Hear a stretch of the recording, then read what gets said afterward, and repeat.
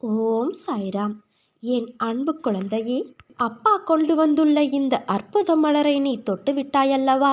திடீரென்று திருப்பம் வரும். நீ என்னை உன் அண்ணனாக, தந்தையாக, தோழனாக என பல உறவுகளாக நினைக்கின்றாய். முன் ஜென்மத்தில் நீ என் மீது கொண்டு இருந்த பாசமும் பக்தியும் தான் உன்னை இப்போது உறவாய் நினைக்க வைக்கிறது. நீ எந்த உறவாக என்னை நினைத்தாலும் அந்த உறவாக நான் உனக்கு தேவையானவற்றை செய்கிறேன். ஆனால் அதே நேரம் அந்த உறவுக்கு உள்ள கண்டிப்பும் நான் செய்கிறேன். அண்ணனாகவோ அப்பாவாகவோ உன்னை வழி நடத்துகிறேன். உனக்கு நெருப்பு வளையமாக நான் பாதுகாக்கின்றேன்.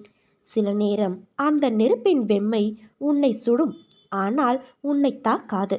சுடுகிறதே என்று தாண்டி வெளியில் சென்றால் நெருப்பினால் உள்ளே வர முடியாத ஆபத்துக்கள் நீ வெளியே சென்றால் உன்னை தாக்கும். அதனால் சில துன்பங்களை சில காலம் மட்டும் பொறுத்திரு. உனக்கு குளிர்ச்சியை நான் தருவேன். உன் உள்ளமும் குளிரும். இந்த உலகில் எதுவுமே நிரந்தரமில்லை.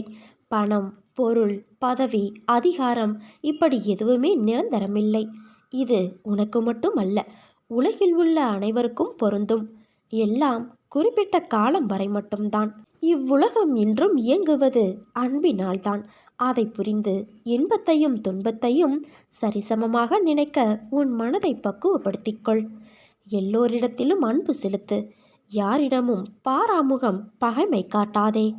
இன்பத்தை கண்டு மிகவும் பரவசப்படாமலும் துன்பத்தை கண்டு துவண்டு போகாமலும் உன்னை சமநிலையில் இருக்க பழகிக்கொள். மன வலிமையோடும் நிதானத்தோடும் உனக்கு வரும் தடைகளை நீ எதிர்த்து செயல்பட்டால் வெற்றி என்ற உணர்வை நிச்சயம் நீ அடைவாய். உனக்கு வரும் கஷ்டமான காலத்திலும் உன் தோல்விகளிலும் நீ மனம் தளராது செயல்பட்டால் எல்லாம் வெற்றியே. நேர்மையாகவும் உள்ளபூர்வமாகவும் நீ செயல்படும் போது எதற்கும் அஞ்சாதே. எதையும் துணிந்து எதிர்த்து நில். உனக்காக நான் துணை நிற்பேன். உன்னை நிச்சயம் நல்வழிப்படுத்துவேன். எதை செய்ய நினைத்தாலும் என்னை நினைத்து செயல்படு. நான் உன்னை கைவிட மாட்டேன். என் வார்த்தைகள் மீது நம்பிக்கை வைத்து செயல்படு. நீ விரும்பிய எதுவும் உன் வாழ்க்கையில் கிடைக்காமல் போயிருக்கலாம். ஆனால் நீ விரும்பியதை விட சிறப்பான ஒன்றை உனக்காக நான் தர இருக்கிறேன். என் செல்ல பிள்ளையே, நீ என்னை வணங்கிய பின்பு சரியான பாதையில்தான் செல்கிறாய். ஆனாலும் இப்போதும் சில விஷயங்களில் நிதானம் இழந்து செயல்படுவது தொடர்ந்து கொண்டு இருக்கிறது. உன்னை ஒன்று நிதானம் இழக்க செய்கிறது என்றால் அப்போது அந்த செயலை செய்யாதே. கொஞ்சம் தள்ளி போடு. சிறிது நேரம் கழித்து நன்கு ஆலோசித்து அதன் பிறகு செயலை செய்.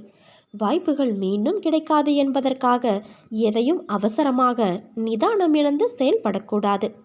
என்னை வணங்கிய பின்பு நீ கொஞ்சம் கொஞ்சமாக உயர்ந்தாலும் நீ நினைத்த உயரத்தை இன்னும் எட்டவில்லை என்று வருந்தாதே. விரைவில் அந்த கனியை நீ பறிப்பாய். எதுவும் என்னை மீறி நடக்காது என்பதை நீ தீர்க்கமாக நம்பு. உன் கரம் பிடித்து நான் நடக்கின்றேன். பிறகு ஏன் பயப்படுகிறாய்? எது உன்னை துன்புறுத்தினாலும் பயப்படாமல் இரு. என்ன ஆனாலும் எதிர்த்து நின்று போராடு.